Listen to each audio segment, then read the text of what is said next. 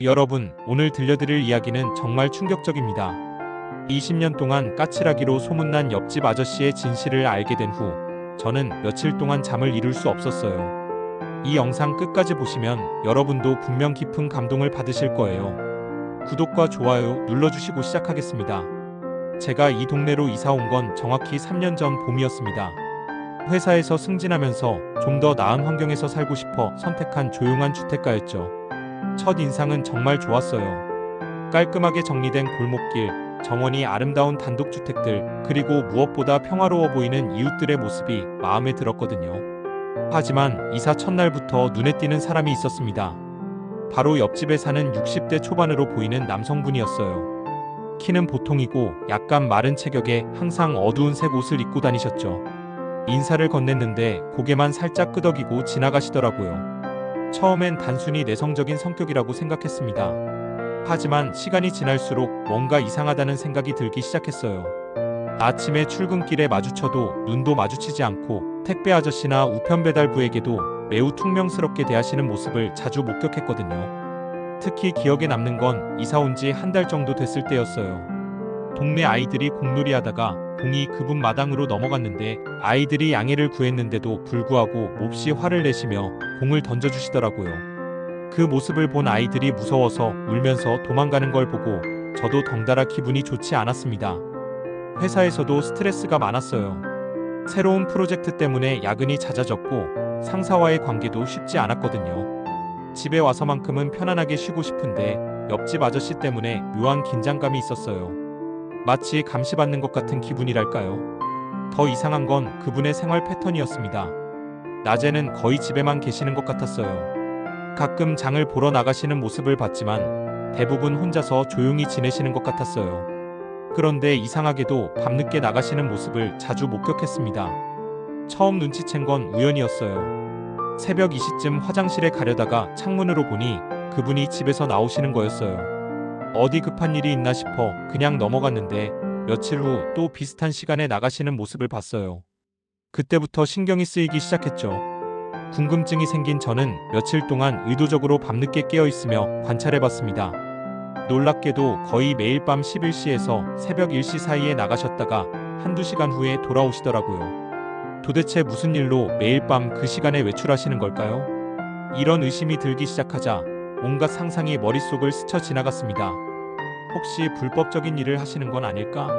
아니면 도박이나 술 같은 문제가 있으신 건 아닐까? 요즘 뉴스에서 나오는 이상한 사건들이 떠오르면서 불안해지기 시작했어요. 마침 같은 동네에 사는 대학 동기 민수가 있어서 상의해봤습니다. 야, 너희 동네에 좀 이상한 사람 없어? 했더니 민수도 그 아저씨 얘기를 하더라고요. 아, 그 혼자 사는 아저씨? 나도 좀 무서워. 항상 인상이 찌푸려져 있고 말도 안 섞잖아. 민수 말로는 동네 부녀회에서도 그분에 대한 얘기가 종종 나온다고 했어요. 누구도 친하게 지내는 사람이 없고 동네 행사에도 참여하지 않으시고 심지어 명절 인사도 받지 않으신다는 거였어요. 그런 얘기들을 들으니 더욱 의심스러워졌습니다. 어느 날 밤 정말 우연히 그분을 따라가 봤습니다. 물론 멀찍이서 들키지 않게 조심스럽게요. 그런데 이상하게도 동네를 벗어나지 않고 계속 우리 동네 안에서만 돌아다니시더라고요. 몇 집 앞에서 잠깐씩 서 있다가 다른 집으로 이동하시고요. 그 모습을 보면서 더욱 섬뜩해졌어요. 혹시 빈집을 노리는 건 아닐까? 아니면 더 무서운 계획을 세우고 있는 건 아닐까? 상상이 상상을 낳으면서 잠도 제대로 올 수 없었습니다. 회사 업무에도 집중이 안 되고 계속 그 생각만 하게 되더라고요. 결국 더 이상 참을 수 없어서 동네 주민센터에 상담을 요청했습니다. 담당자분께서 구체적으로 어떤 피해가 있으셨나요? 라고 물어보시더라고요. 사실 직접적인 피해는 없었지만 불안하다고 말씀드렸어요.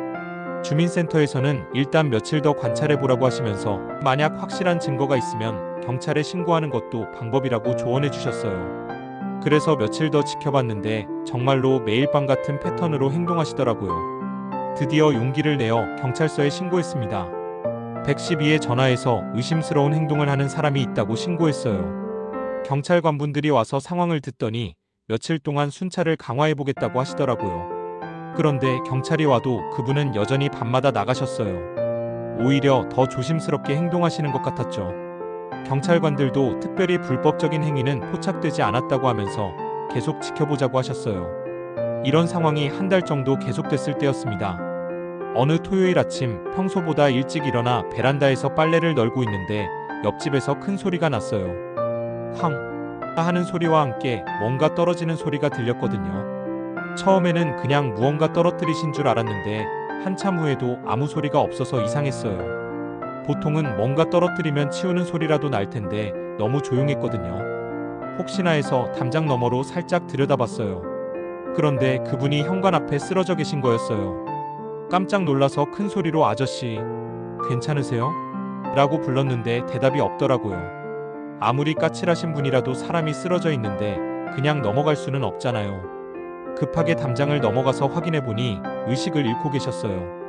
맥박은 뛰고 있었지만 얼굴이 창백하셨고요. 바로 119에 신고하고 구급차가 올 때까지 옆에서 지키고 있었습니다. 그때 정말 무서웠어요. 혹시 돌아가시는 건 아닐까 걱정됐거든요. 구급차가 도착해서 그분을 병원으로 이송했는데 구급대원분들이 보호자가 있는지 물어보시더라고요. 하지만 저도 모르겠다고 할 수밖에 없었어요. 평소에 가족이나 친구가 오시는 모습을 본 적이 없었거든요.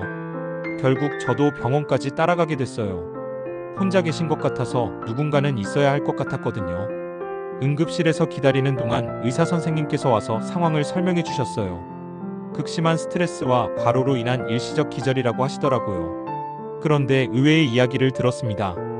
간호사분께서 환자분이 의식을 되찾으시면서 하신 첫 마디가 동네 어르신들은 괜찮은지 확인해달라고 하시더라는 거였어요. 저는 그 말을 듣고 깜짝 놀랐어요. 동네 어르신들이라니? 의사 선생님께서 좀 더 자세한 설명을 해주셨어요. 환자분이 만성적인 불면증과 우울증으로 고생하고 계시는데 특이한 것은 남을 걱정하는 마음이 너무 커서 본인의 건강을 돌보지 못하고 계신다는 거였어요.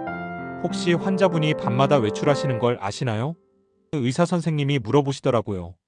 제가 그렇다고 대답하니까 그것 때문에 몸이 이렇게 된 것 같다고 하시면서 자세한 얘기를 해주셨어요. 알고 보니 그분은 매일 밤 동네에 혼자 사는 어르신들 집을 돌면서 안전을 확인하고 계셨던 거였어요. 불이 켜져 있는지 이상한 소리는 없는지 혹시 쓰러져 계시지는 않는지 확인하시는 거였죠. 총 12가구의 독거 어르신들을 매일 밤 돌보고 계셨다는 거예요.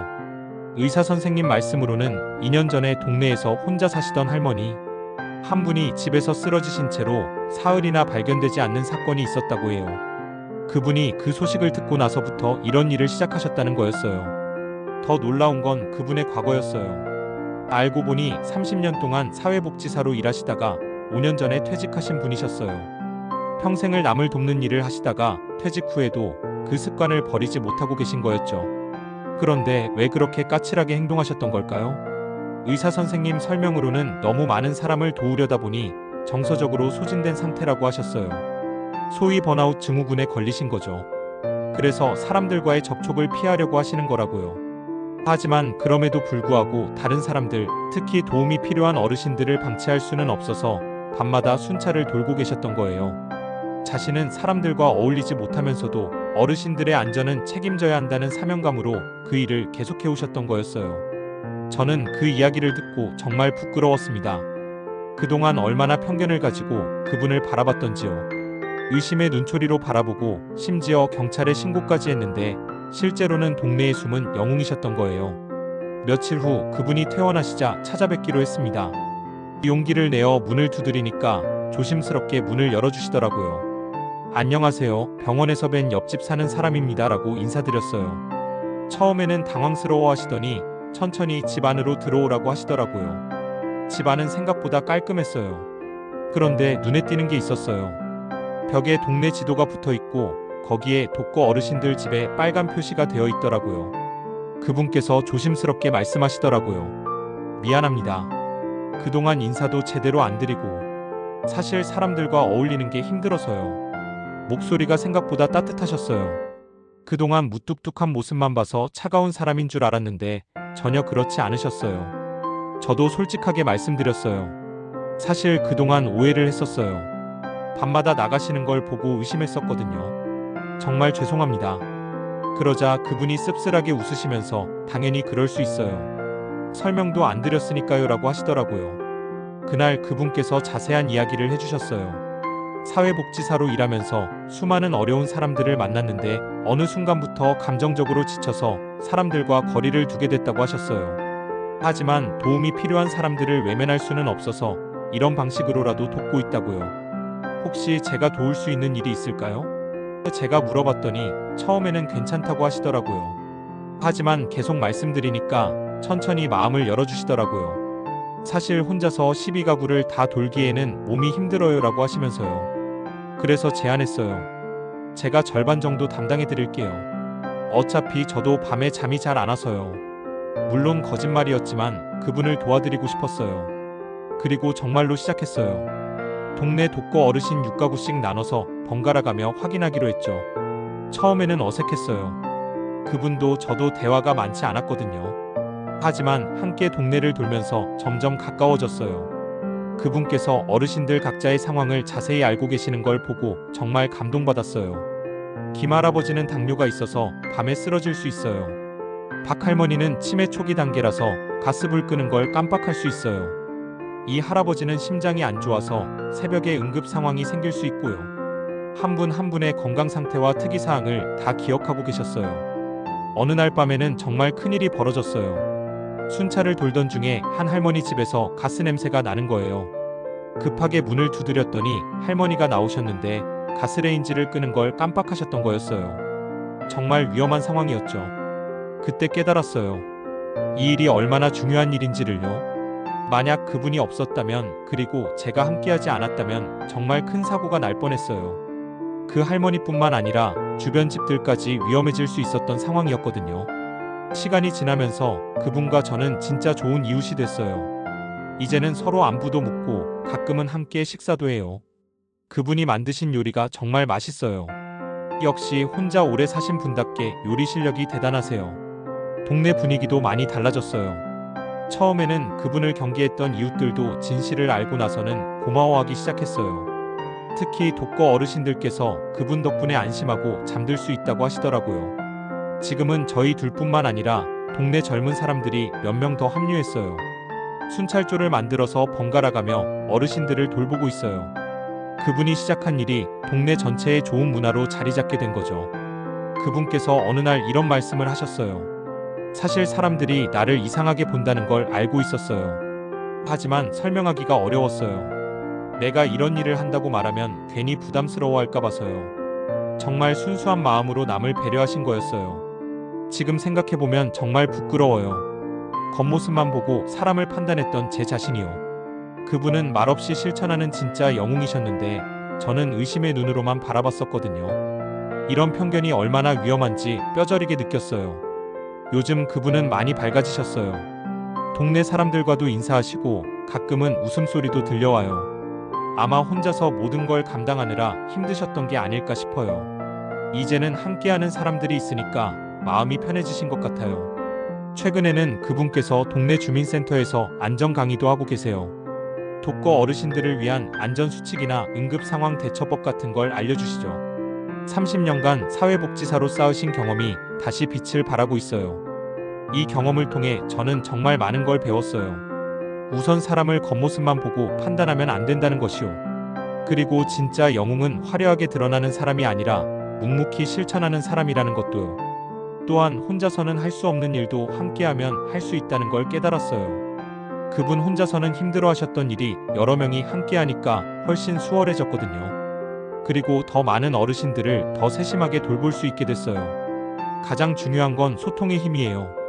만약 그분이 처음부터 자신이 하는 일에 대해 설명해 주셨다면, 그리고 제가 먼저 다가가서 대화를 시도했다면 이런 오해는 생기지 않았을 거예요. 서로를 이해하려는 노력이 얼마나 중요한지 알게 됐어요. 지금 우리 동네는 정말 따뜻한 공동체가 됐어요.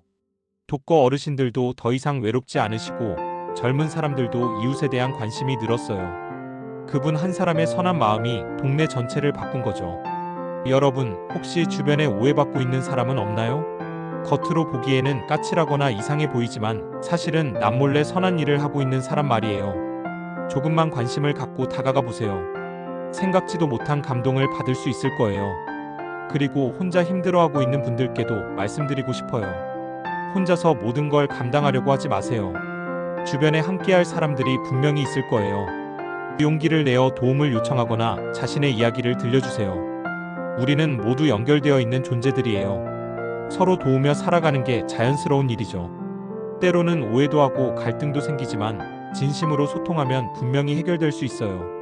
마지막으로 그분께서 해주신 말씀을 전해드리고 싶어요. 세상에는 생각보다 많은 선한 사람들이 있어요. 다만 그들이 조용히 실천할 뿐이에요. 우리가 조금만 더 관심을 갖고 바라본다면 그런 사람들을 발견할 수 있을 거예요. 정말 맞는 말씀이에요. 우리 주변에는 말없이 선한 일을 하는 사람들이 많을 거예요. 그런 분들을 발견하고 함께하는 것, 그것이 진정한 공동체의 모습이 아닐까 생각해요. 오늘 이야기가 여러분에게도 감동을 드렸기를 바라요.